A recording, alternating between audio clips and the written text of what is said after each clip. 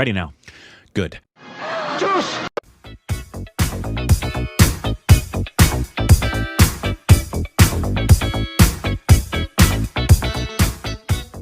Hey, welcome back to our Stupid Rex of Corbin. I'm Rick. You can follow us on Instagram, Twitter, choose content. Thanks, page, follow. Do you nuck your crackles? Yeah, I do. Awesome. I nut a lot. No. Nuck. And if you nut your crackles, are you raising wild crackles? And are you doing it manually, or do you have the machine that everybody's buying? Both. Great. Okay, this is a Watch Mojo video. They did a video about the top 10 facts about the ISRO. Do you know about, I was just going to say something, but I don't want to spoil anything. I'm sure you've heard about it. No. Anything from Barbie that has to do with the word mojo? No. Oh, great. Then I'm not going to I've say stayed away it. from most I'm not going to say it then. Barbie things. Okay, good. Until Good. I'm not going to say it. next week. Yeah, next week, right? It drops next week. On the 15th. Yeah. Whatever the Tuesday is. Oh, I will be watching it with my wife. Yes. Finally. You'll be the last person on Earth to actually see it. See Barbie. Yeah. Fun fact, or unfun fact. The majority of people that I've heard about Barbie really enjoy Barbie. Yes. Most of the people. Yes. Except for people from India.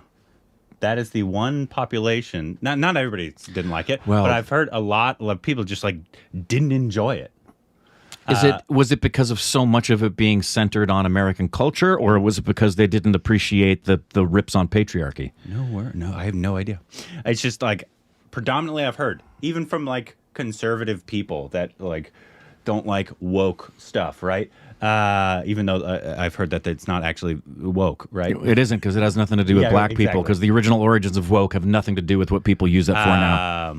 But until like I've heard like very conservative people like loved Barbie, that had a great time at Barbie because it was just a fun movie, right? Except for, and like I said, it's not everybody that I've heard from India, but like the only people that I've heard that's like didn't enjoy Barbie have on been the whole from India. But did they explain the reasons why? I didn't go into it because I haven't seen it. Of course, I can't have a conversation. I'd be really interested to know why, other than the clear disconnect you would have to a lot of things that are referenced in American culture. Maybe. Yeah, who knows? Yeah. I will let you know once I see it. Yes. But this is they Watch Mojo. They're doing more Indian videos. Top 10 facts about ISRO. Maybe there'll be some that we don't know yet. Yeah. But let's just get into this. And it's the ISRO is the Italy super regulated organization. It's the regulation about Italy regulations. I thought it stood for I see Rick's old. Sir, we have achieved soft landing on the moon. India is on the moon.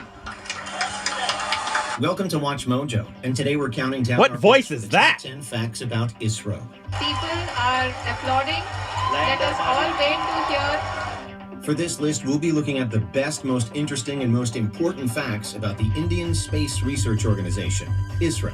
And if science and space is kind of your thing, then be sure to subscribe to our dedicated channel, Unveiled, right after this. Science and Number 10, space. It started with one small step. ISRO formed on August 15, 1969, less than a month. Wow, I did not know that. While NASA was capturing headlines all over the world, ISRO was setting out its stall.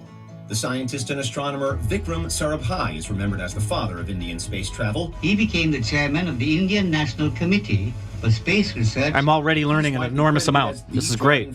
That's not the guy from Rocket Boys, is it? Having previously campaigned for and fronted an earlier setup. No, because Rocket Boys was in the 1940s. Research. Although Sarabhai unfortunately died early in 1971, he'd built the foundations, and ISRO's first success came via satellite. India, in partnership with the Soviet Union, launched its first satellite, Aryabhata, in 1975. Fast forward to today, and ISRO runs one of the strongest satellite fleets in the world. Vikram Sarabhai's vision has been realized within a very short span of time. Number 9, small budget, big goals. Absolutely. In 2022, ISRO funding was just short of $2 billion, which sounds like a lot until you compare it to NASA, which received $24 billion in that same year. China's CNSA receives around $12 billion. The European Space Agency has around $8 billion.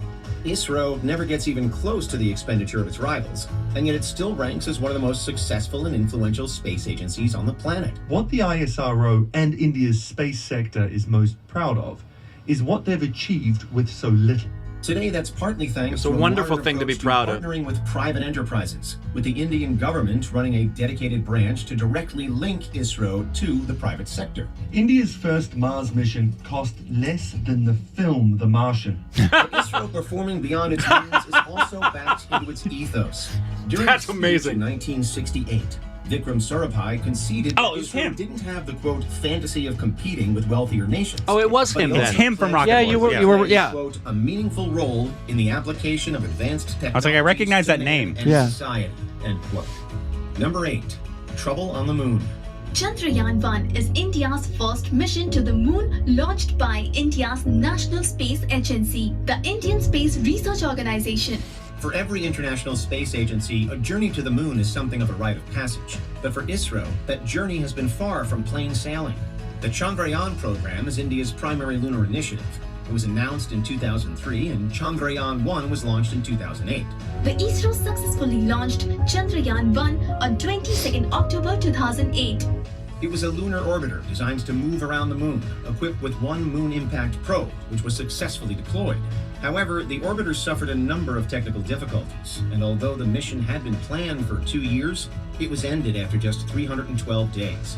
Next came Chandrayaan-2, which included another orbiter and rover ready to land and move on the surface. We have ignition. Launched in 2019, the orbiter worked fine, but the rover irredeemably crashed following a reported software failure. Number 7, lunar redemption. After the first and second launches, there may have been some anxiety surrounding Chandrayaan-3, but ultimately, there was no need to worry. Launched in July 2023, it made a lunar orbital insertion on August 5th of that year. जी हाँ, आप अपनी screen पे देख सकते हैं कि हम It again carried a probe made for the surface, but this time was able to deploy it successfully. The Pragyan rover, which translates as the Wisdom rover, successfully landed at the lunar South Pole on August 23rd. It marked the first time that anyone had made a soft landing in this particular region of the moon, and was then tasked with conducting a wide range of experiments to learn more about its new home. Notably, and in honor of ISRO's founding father, Sarabhai, the vehicle that ferried the rover for both Chandrayaans 2 and 3 was named Vikram. Vikram!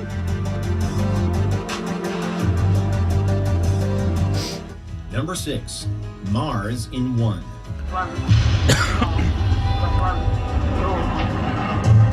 For all the issues that ISRO may have had with the moon, there have been no such problems with Mars. In the 21st century, it seems like everyone wants to go to Mars, but ISRO is one of a tiny few that have actually managed it. The Mars Orbiter mission, otherwise known as Mangalyaan, was launched in November 2013 and began busily circling the red planet after orbital insertion on September 24th, 2014. When it arrived, it made ISRO just the 4th space agency to reach Martian orbit, after Russia's Roscosmos, NASA, and the European Space Agency. The Mangalyaan spacecraft entered the red planet's orbit on Wednesday after a journey of more than 10 months. What's particularly impressive, however, is that ISRO is the only one so far to achieve it on the first attempt. While everyone else has a history pitted with failed Mars missions, ISRO has a 100% success rate. the first time a space agency's managed to do it on their maiden mission. And of course, also, they've done it at a fraction of the cost. Number 5, ISRO stares at the sun. The year 2023 will go Going down to the as sun. an important one in the annals of ISRO. First Chandrayaan-3 and then Aditya L1. ISRO is now going to launch India's first mission to understand the sun. Aditya L1 is a solar observatory. If the mission continues as planned after launch in September 23, then it will position itself at a location in space known as the L1 Lagrange point and intricately monitor the sun from there. The L1 Lagrange point is an area where the gravitational influences of the sun and Earth reach an equilibrium, allowing for controlled and reliable positioning. It's almost 1 million miles away from our planet, though. The probe itself will primarily study space weather, solar flares, and coronal mass ejections. Although the sun is some 93 million miles away from us, these phenomena can have a major impact on Earth. It will be continuously observing the solar surface. Number 4, ISRO is fixing fuel. No matter what, rocket fuel has been a constant puzzle for any space mission throughout history. In short, to get a spacecraft off the ground, you need a lot of fuel. But to carry all of that fuel, you need more fuel, and so on. 1, 0, and liftoff of Space Shuttle Atlantis. Which is why it traditionally takes huge machines to get even a tiny payload into the sky. All space agencies are hoping to change that. In ISRO's case, the answer could lie with ISROcene, which the Indian authorities describe as a rocket-grade version of kerosene and an alternative to conventional hydrazine rocket fuel. It's hoped that ISROcene will be much more efficient than past iterations. Wow. Meanwhile, India is experimenting with electronic propulsion systems, with hopes that it will soon be sending up fully electric satellites. Wow. Yeah, that'd be great. Number 3, ISRO will travel to hell. In the world of space travel, the road to hell Florida? is paved with anything that can get you to Venus. The second closest planet to the sun is also widely dubbed Earth's evil twin, on account of how toxic and deadly it is. Yeah. It's full of clouds that rain sulfuric acid Yeah. and whip around the planet at speeds up to 224 miles per hour. Texas. Venus is hot, really hot, with surface temperatures around 900 degrees Fahrenheit or 475 Lame. Go to Mercury. Celsius, largely thanks to a dramatically runaway greenhouse effect. And yet, India wants to pay it a visit. Venus is so inhospitable, neither humans nor spacecraft are able to survive the planet's surface. The Venus Orbiter mission, otherwise known as Shukrayaan, is a planned 4-year exploration set to launch in late 2024 at the earliest. Through it, ISRO will study the Venusian atmosphere and the specific composition of this scorching, rocky world. Other agencies have been to Venus before, and many have failed. So could ISRO buck the trend again? Shukrayaan 1 will be able to carry 100 kg and around 16 Indian. Number 2, ISRO is building its own space base. The International Space Station is perhaps one of humankind's greatest ever achievements. Agreed. But with rumors that the ISS could soon be decommissioned, the landscape in near-Earth orbit is changing. ISRO actually isn't involved with the ISS program, and there's never been an Indian astronaut on board. But there are plans for ISRO to build its own station starting in the 2030s. A brief outline was announced in 2019 by the then ISRO chair, K. Sivan. As a long-term plan, we are planning to have the space station by India, our own space station. If plans go ahead, then India's space station will weigh around 20 tons to start with, and will be able to host up to 3 people for up to 20 days at a time. With reports that we're also on the brink of private space stations too, it really is all change up there. Orbital Reef is a full-fledged commercial space station. Before we continue, be sure to subscribe to our channel and ring the bell to get notified about our latest videos. You have the option How to much be can I get there for? occasional videos or $100? If you're on your phone, Probably make $100, sure you right? Go into your settings and switch on Can't be more than 200. No. Number 1, the Vyomanauts are coming. Of course, before that space-based dream can be realized, ISRO needs a human presence in space. All of its great successes so far have been uncrewed, remotely controlled probes and landers. But that will change with Gaganyaan, the key vehicle in the Indian human spaceflight program. This mission will launch from the Sriharikota spaceport in Andhra Pradesh. It will carry a 3-man team of Vyomanauts. While the schedule was initially delayed due to the pandemic, ISRO does have a clear pathway to getting people into orbit. Gaganyaan 1 in 2024 will be an uncrewed test flight. Gaganyaan 2, again in 2024, will carry a humanoid robot. Gaganyaan 3, tabled for 2025, will carry 3 crew members. The manned mission will take place. Our current schedule is end of 24 or early 25. It will be the first time that ISRO has ever sent humans into space. And those pioneers will be known as Vyomanauts, not astronauts, with Vyoma being the Sanskrit word for sky. It is intended to send 3 astronauts to space for a minimum of 7 days. Did you enjoy this video? Very much. Very informative. Really informative. Good. Some stuff we knew. Yeah. Some stuff we didn't know. Which is always good to learn about. And I just read yesterday of the moon mission. Everything has been going according to plan. Great. The rover was just able to send back surface temperature of the lunar surface, and it was a lot warmer than they were expecting. They were expecting it to be somewhere in the neighborhood of like 70 to 80 degrees Fahrenheit, and it was 158 degrees Fahrenheit. Well, it is summer. Yeah. It is summer. So that's 70 degrees Celsius. The lunar surface is hot. And they were also able to do another lift off and landing about 30 meters away, which is critical for having things go and leave and go to another location. So, and that literally every single thing they have wanted to attempt thus far has been flawless. That's great. So incredible. Congratulations. I have a feeling we're going to be having a lot of space news from every country here in the next 10 years. We're just in another space race, if you will. Yeah, but it seems to be, and I hope it is and remains to be, the kind of space race that Neil deGrasse Tyson was talking about in the video we saw of him, where it's the collective scientific community going out together and wanting to learn from one another, and it isn't about egos or countries fighting and vying for... I think amongst regular people it is, and scientists it definitely is. The scientific community I don't think really cares. They're just like, this is science, so I want to know. Yeah. Amongst governments it will be, but politicians fucking suck, so...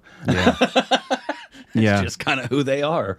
But amongst regular people and scientists, I feel like it's just like, oh, that's awesome. Like, it sucked. Russia it crashed, and that sucks. Like, all the work that goes into that. Yeah. Not because I care about the Russian government, because like those scientists worked years on this project. And now they have to start all over. But it is exactly what they're so accustomed to it. And Tyson remarked on this as well. He said that there's, every failure is an opportunity to learn and to not make a second mistake. And the margins for error, we can't even begin to comprehend it. I know I don't mean this as a pun. It's astronomical. Oh, it is. Absolutely. Yeah. The margins for error are, and some of my favorite movies are the ones that can depict the brilliance of it, like an Apollo 13 or what was the one, I can see the poster for it it was about the ladies that were the first black women to be pioneers in space exploration at NASA. Yeah. Kevin Costner was the head of NASA. Yeah. It was called, it wasn't accurate. I could see the four ladies walking in the poster, but that, if just look up, it's a space movie with Kevin Costner and the four black ladies that were pioneers. It's a very, very good movie. And part of what makes it so great is it depicts just how, especially on Apollo 13, the room for error is negligible because there's mathematical absolutes that are unapologetic as to your miscalculations. Exactly. Anyways, that was great. If there's any other information we need to know, please let us know, and any other videos we can react to down below. Juice!